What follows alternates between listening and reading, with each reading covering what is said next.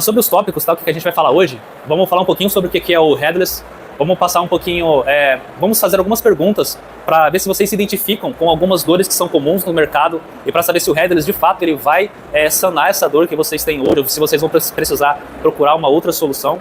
Vamos falar um pouquinho sobre essas soluções na prática, então vou apresentar aqui para vocês duas soluções no mercado hoje, passar um case de implementação e passar algumas coisas que são possíveis de fazer também. E no final a gente finaliza ali com algumas dicas, tá bom? Bom, então vamos começar aqui, né? O que é um e-commerce headless, né?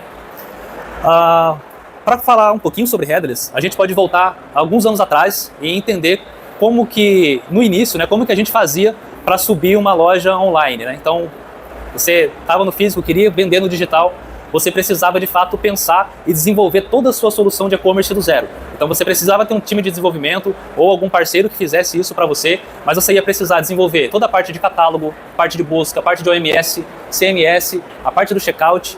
Então isso se tornava muito custoso, de fato, e levaria um tempo muito grande, né? Era um tempo muito longo para que você conseguisse colocar uma solução de e-commerce na online, né? Nesse cenário, acabou surgindo as primeiras plataformas de comércio integradas, né? Que eram soluções, eram empresas que elas basicamente condensam tudo isso que você precisa para colocar uma loja online em uma única solução, e isso traz benefícios, né? De fato, trouxe uma aceleração digital muito grande, então acabou se tornando muito fácil você subir um projeto, subir uma loja online, mas também gera alguns problemas. Aí a gente fala um pouquinho dessa arquitetura, né? Que a gente chama de monolito. É quando a gente pega tudo que a gente tinha aqui atrás, condensa tudo em um local de desenvolvimento, né? E em termos de desenvolvimento a gente acaba chamando isso de monolito, né? Uma solução que ela entrega todas as etapas, todos os módulos, tem uma camada de back-end, tem uma camada de view, né, para você apresentar o front, mas está tudo ligado ali dentro de uma mesma solução. E um problema que isso gera é porque, por exemplo, se você está na plataforma X e você não está contente com o checkout daquela plataforma, para que você melhore isso, você precisa fazer todo um plano de migração. Então tem todo um trabalho para que você traga a sua loja para uma outra plataforma, para uma outra solução que talvez implemente um checkout mais otimizado, mas talvez peque em outro aspecto, que seja na busca. Então gerou-se aí uma corrida e no final quem vencia era quem tem mais soluções diferentes, né? E muitas vezes a qualidade acaba ficando em segundo plano. Então a qualidade deixa de ser um foco de fato e o pessoal acabava optando por aquelas que onde teriam mais caminhos, né, de implementações para serem realizadas, né? Bom, essas desvantagens, né? Então, essa estrutura monolítica, né?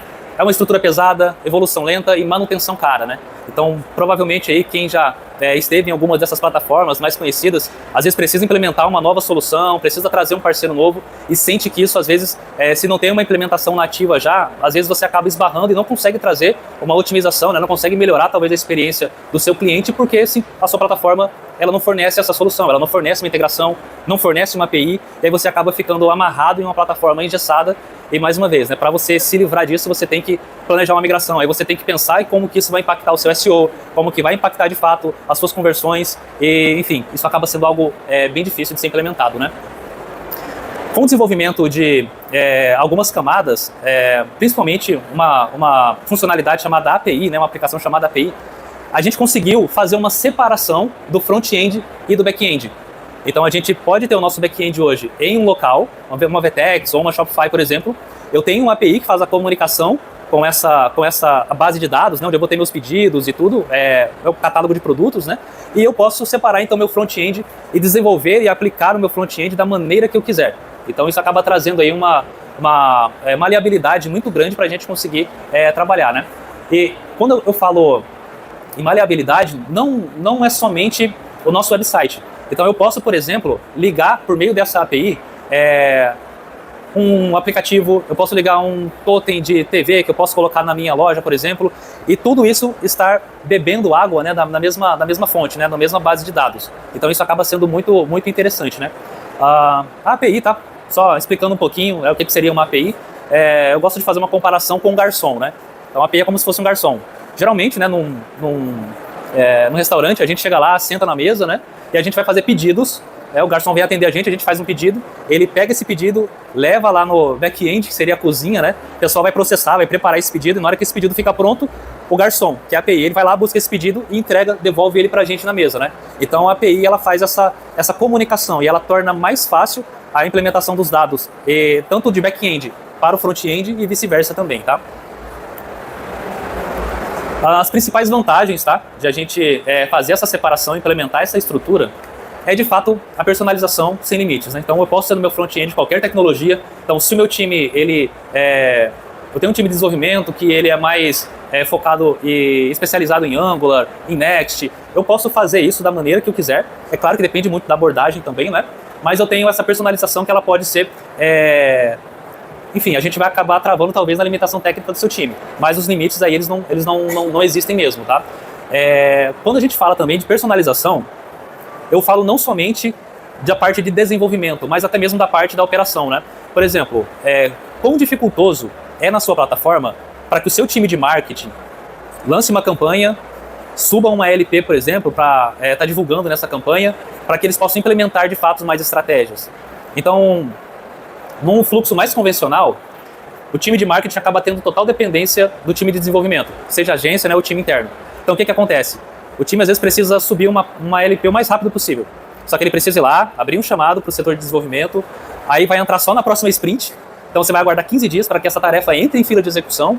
Aí tem mais 2 ou 3 semanas para que isso seja executado, para que retorne para a validação, volta depois talvez para fazer algum ajuste, para que de fato essa página ela fique online. Tá? Então a gente está falando aí de no mínimo um mês para subir uma LP. E a gente sabe que às vezes a estratégia ela precisa de um pouco mais de velocidade. Então quão valioso para a sua operação hoje seria, por exemplo, se você conseguisse que o seu time de marketing escolhesse lá alguns blocos, fizesse uma arrasta e solta, né? Preenchesse as informações, colocasse as vitrines de produto que ele deseja e em minutos tivesse uma página para vocês conseguirem fazer campanhas em cima disso, de algum produto ou de alguma coleção específica. Então são pontos que a gente consegue trazer e geralmente o Headless ele proporciona isso. Então algumas soluções elas trazem essa construção de LPs, por exemplo, mais low code, e isso acaba ajudando bastante nessa questão da operação, tá? Temos a questão da alta performance e velocidade.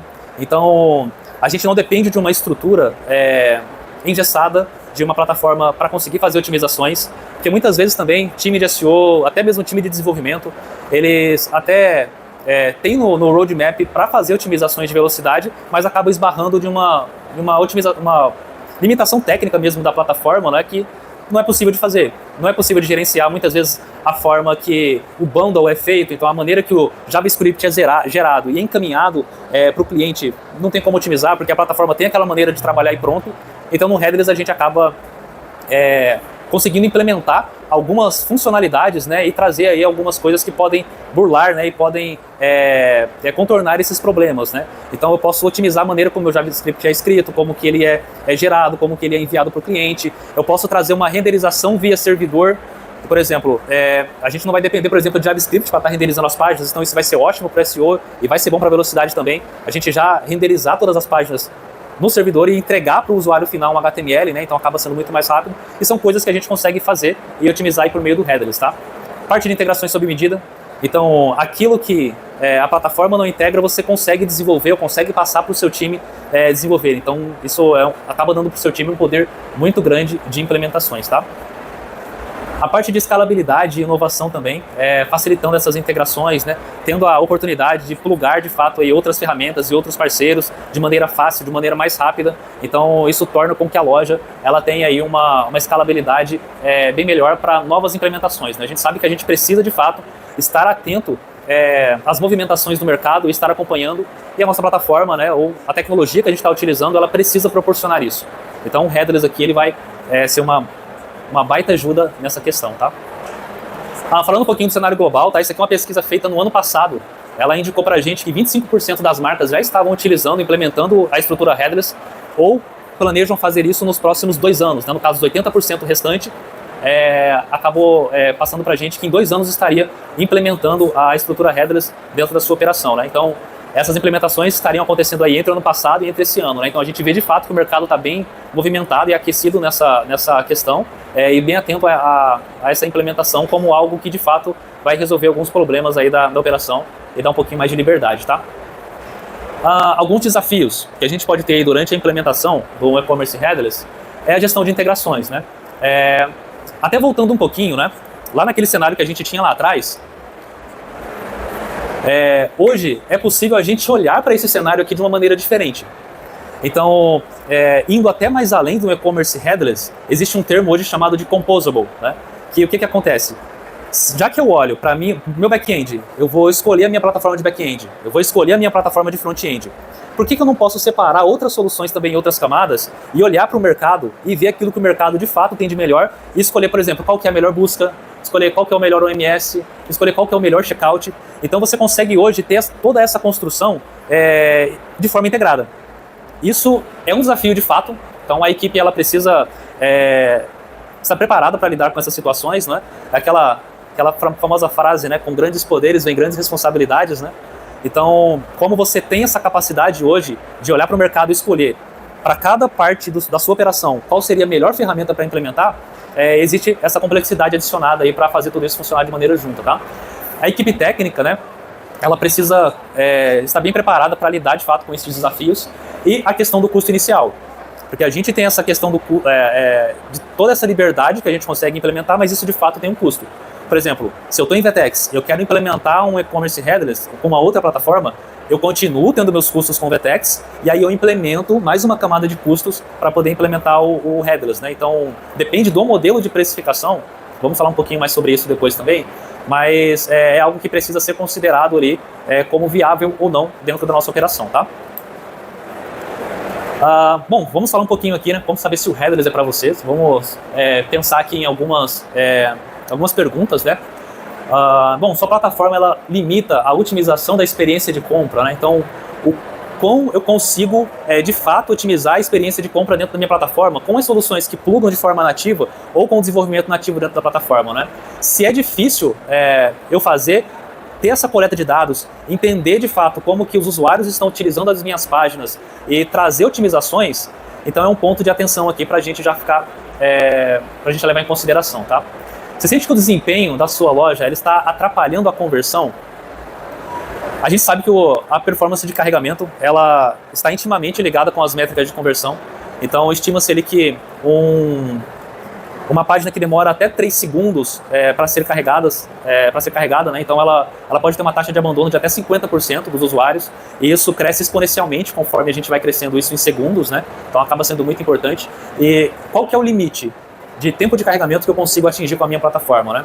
Se a gente sente de fato que isso está atrapalhando e a gente não consegue otimizar isso de maneira fácil, talvez aqui uma implementação de headless ela faça sentido para a gente, tá? Aquela questão que a gente falou, né, sobre as atualizações ou mudanças, né? Quanto tempo que a gente demora para implementar uma feature nova, para plugar um parceiro novo, para subir uma LP de fato, para fazer ali uma campanha. Então esse tempo hoje, ele é um tempo que é confortável para a minha operação, ou ele é algo que de fato tem me incomodado, né? A sua equipe de marketing, ela tem total dependência da agência ou do time de desenvolvimento, né? Mais uma vez voltando nessa questão, né? Então, quão fácil o seu time não só subir uma LP, mas modificar conteúdo, né? Às vezes o time de SEO também, ou às vezes até mesmo o time de marketing que precisa fazer algumas alterações de texto, ou trazer uma vitrine nova, qual que é a complexidade disso, né? O ponto 5, né? Você gostaria de testar diferentes versões da sua loja, layout, jornada, produtos com facilidade? Você consegue fazer teste AB na sua plataforma hoje, né? Quão difícil que isso é para fazer? Você precisa acionar a sua equipe de desenvolvimento para que eles façam por meio de uma CLI, alguma configuração, e você não consegue acompanhar isso, ou você sente que essas métricas não são reais, né? Como que é essa complexidade, né, para gerar teste AB, né? Então a gente tem experiência de plataformas headless que é muito fácil, de fato, em minutos eu configurar uma nova seção, eu modificar uma vitrine, gerar versões dessa página e começar ali coletar esses dados, né, dividir a quantidade de tráfego que eu quero para começar a colher esses dados e tomar alguma ação se isso for necessário, né? Isso é super importante, né? Porque a gente acaba derrubando alguns mitos. Por exemplo, acho que todo mundo já ouviu falar que se a gente mudar o botão de comprar para a cor verde, a conversão vai aumentar, né? Mas quem falou isso? Não existe de fato uma métrica, uma pesquisa que prove que isso é real. Então isso pode funcionar para um público, pode não funcionar para outro público. E quem que vai dizer isso, de fato, é o seu cliente. Ninguém melhor do que o seu cliente para falar o que é melhor para a jornada de compra dele. Então, conseguir medir e conseguir fazer esses testes é algo super importante, né, para a nossa operação e que é algo que a gente tem que levar em consideração, tá? E a sua plataforma limita otimizações para SEO ou inteligência artificial, né? Então, será que a gente consegue implementar tag canônico, a gente consegue trabalhar como que é gerado o sitemap, a gente consegue implementar textos com facilidade dentro das páginas, fazer com que o nosso site ele seja de fato rastreável e corretamente entendível pelo Google e pelas IAs, né? Será que existe algum empecilho, né? Alguma coisa que impeça que essa renderização ela seja feita de maneira efetiva? Então todos são pontos que a gente precisa levar em consideração e são pontos aqui que a gente consegue aplicar e consegue otimizar com a implementação de um headless, tá? Falando um pouquinho aqui, tá, sobre algumas plataformas do mercado. Então eu acho que é inevitável a gente falar de headless hoje no Brasil e não citar a Adecco, né? Então a Adecco recentemente fez um barulho muito grande, né? Então eu acho que quem esteve presente aqui no VTEX Day do ano passado, viu que eles estavam com um stand muito atrativo, né? Teve a matéria também da Loja Store, né? Logo aquela migração da Loja Store foi algo assim que acho que todo mundo conseguiu acompanhar. Teve matéria da Loja Store como o e-commerce mais rápido do Brasil. Teve alguns problemas também, a gente vai comentar um pouquinho sobre isso, tá? Mas a Adecco, ela é uma dos principais players mesmo hoje quando a gente fala no Brasil aqui de plataforma de e-commerce, de headless, tá? Queria apresentar para vocês aqui o case da Bagaggio, tá? Que foi uma implementação que a N1 fez junto com a Adecco. Então a Bagaggio é uma loja bem tradicional do Rio de Janeiro, fundada em 1942, com mais de 200 lojas físicas, né? E apesar de ser uma loja e eles serem muito tradicionais, eles também têm muito essa preocupação de fazer essa otimização da jornada de compra digital, né? Então essa preocupação fez com que eles se sentissem incomodados dentro do VTEX.io por impossibilidade, né, de melhorar e otimizar mais a performance de velocidade do site, né, velocidade de carregamento das páginas. E isso trouxe ali de fato com que eles pensassem em fazer uma migração ali para implementando o Adecco, tá? Alguns desafios, tá, que foram enfrentados durante essa migração foi a migração, né, do front-end, né, como a gente precisou de fato trazer ali esse estudo e fazer essa parte do redesign do site deles. Então eles tinham na verdade um layout pré-aprovado, a gente trabalhou com algumas modificações e acabou fazendo essa implementação. Como tecnologia, a gente adotou uma implementação de HTMX, que é uma maneira de nós colocarmos código JavaScript dentro do HTML. Então isso vai reduzir um pouquinho a dependência externa de JavaScript e a maneira como o JavaScript é carregado dentro das páginas. Então as páginas acabam ficando mais leves com a implementação dessa técnica, tá? Foi uma delas que foi adotada aqui para a gente otimizar a velocidade. E a gestão colaborativa, né? Então a N1 participou ali de todas as etapas da implementação do planejamento, né? Junto com o cliente ali para que a gente conseguisse ajustar bem os prazos e trazer essa migração em um tempo ali que fosse agradável e que fosse atender essas expectativas da Bagaggio, né? Então um pouquinho das soluções, né? Tivemos melhoria de performance, implementação de HTMX, gestão colaborativa e aprimoramento também do SEO. Então o SEO não foi deixado de lado, a gente cuidou ali para que toda a parte de meta tags, todo aquele trabalho que a equipe já tinha desenvolvido na parte de SEO fosse mantido durante a migração, para que a gente minimizasse aí, as percas orgânicas durante o primeiro mês de migração, tá? A gente trouxe algumas implementações também, tá? Não só nessa parte de código, mas a gente trouxe algumas melhorias com algumas soluções que a N1 já desenvolveu. A gente trouxe, por exemplo, personalização de produtos, né? Então você consegue comprar cases hoje personalizadas dentro do site da Bagaggio. A gente plugou um parceiro para fazer a amostra do vídeo do produto em 360, né? Então se você entrar no site da Bagaggio hoje, você consegue entrar num produto, clicar e arrastar e o produto vai girando ali, então é algo bem atrativo ali para os visitantes, né?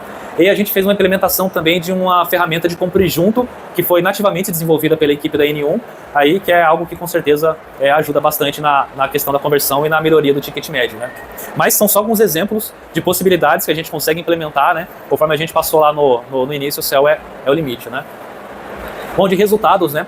A gente consegue trazer um tempo de implementação muito rápido, cerca de 70% na redução ali de tempo de desenvolvimento, né, para Go Live, de um projeto tradicional que chega a ser desenvolvido em 6 meses até 1 ano, né? Então a gente consegue fazer isso de forma muito mais rápida.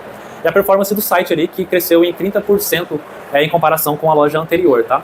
E aquela questão, né, algo que a gente não consegue talvez trazer em números, mas é uma preparação da loja para que ela possa evoluir, seja com funcionalidades, né, ou seja com outras otimizações, tá?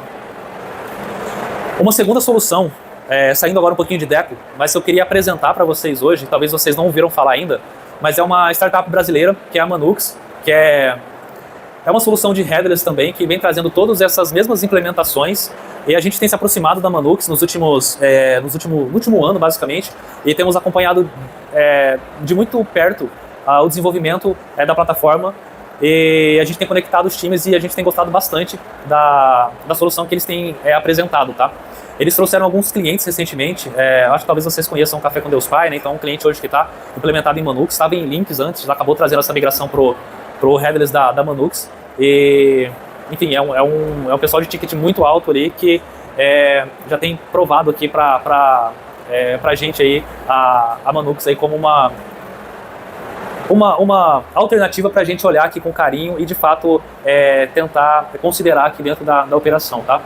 Tudo que a gente conseguiu perceber e passar para eles de forma colaborativa por meio de feedbacks, o pessoal implementou na plataforma em tempo recorde. Então, a gente falava, às vezes, numa reunião sobre uma modificação em um dia, e no outro dia o pessoal já tinha um MVP para poder apresentar para a gente. Então, essa movimentação do time aí, ela deixou a gente bem confiantes aí para poder estar apresentando essa plataforma para vocês, tá? Hoje eles transacionam aí mais de 1 bilhão.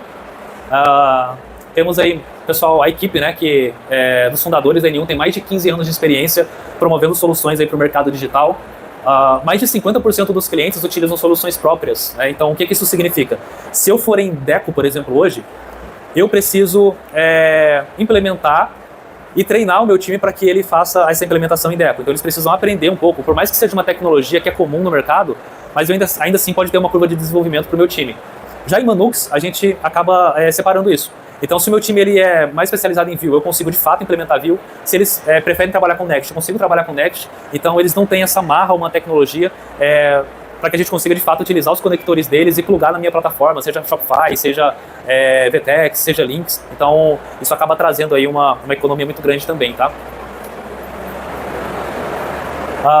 Bom, no ano passado eles tiveram aqui o prêmio Roser, né, de 2024, como inovação e impacto no setor de tecnologia para negócios digitais. E, bom, eu acho que basicamente é isso, tá? Eu gostaria de falar um pouquinho para vocês aqui antes sobre uma questão ainda da Deco.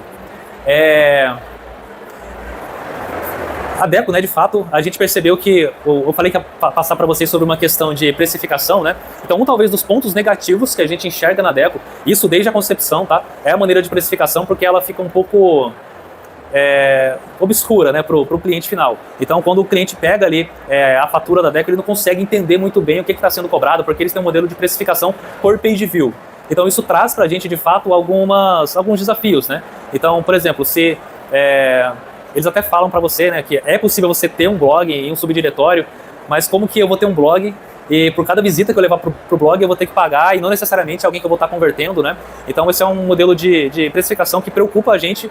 E por isso que, de fato, a Deco ela deu uma esticada e depois talvez deu uma freada. Então, hoje, por exemplo, a gente não consegue nem ver os planos na plataforma, né? Que o pessoal trouxeram isso internamente para poder reformular isso de uma maneira que seja, de fato, atraente para o mercado, né? Então, a gente está um pouquinho aguardando aí todas essas reformulações. E até por isso que eu resolvi não trazer apenas Deco para apresentar para vocês, mas já trazer a solução da Manux também.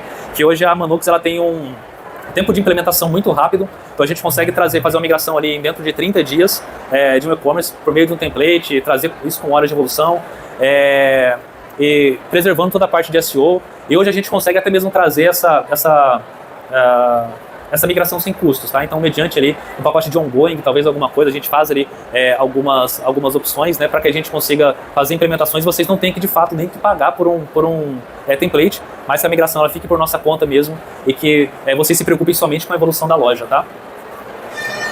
Passando um pouquinho aqui sobre as dicas finais, tá? Então, essa escolha de parceiros, dada aquela complexidade que a gente tratou lá no início, ela é super importante.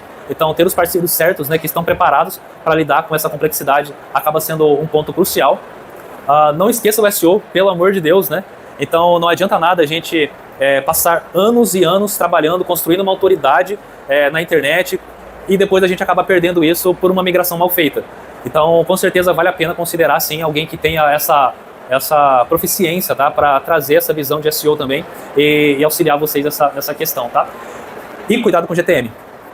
A maioria, tá, dos pontos que a gente percebe ali que são necessários, que acabam talvez estragando uma performance de um site que está desenvolvido de forma correta, está bem otimizado, é a própria implementação do GTM.